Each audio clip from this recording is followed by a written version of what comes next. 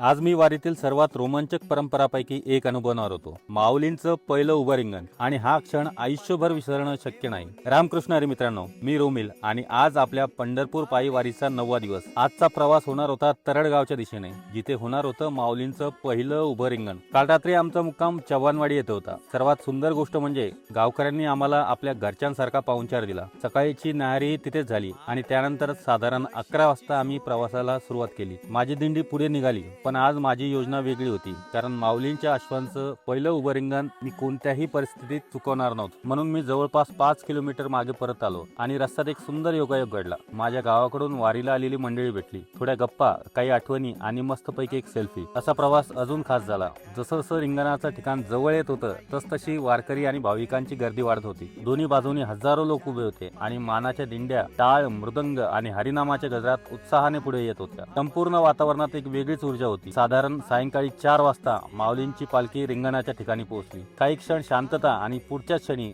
उभे रिंगणाचा अद्भुत सोहळा सुरू झाला. माऊलींच्या अश्वाने घेतलेली ती दौड, हजारो वारकऱ्यांचा एकच जयघोष आणि अंगावर अक्षरशः रोमांच उभे करणारा तो क्षण. हा अनुभव शब्दात सांगणं खरंच अशक्य आहे. माझ्यासाठी हा क्षण आयुष्यातील सर्वात भाग्यवान क्षणापैकी एक होता. रिंगण संपल्यानंतर माझ्या दिंडीपर्यंत पोहोचायला रात्रीचे 10 वाजले. आजचा मुक्काम मोकळ्या पटांगणात होता. राहुट्या उभारलेल्या होत्या, गार वारा वाहत होता. दिवसभराचा थकवा होता, पण मन मात्र रिंगणाच्या आठवणींनी भरून गेलं होतं. भोजन केलं आणि त्या अविस्मरणीय दिवसाच्या आठवणी मनात साठवत शांत झोपी गेलो. उद्या आपला प्रवास फलटणच्या दिशेने सुरू होणार आहे. तोपर्यंत रामकृष्ण हरी.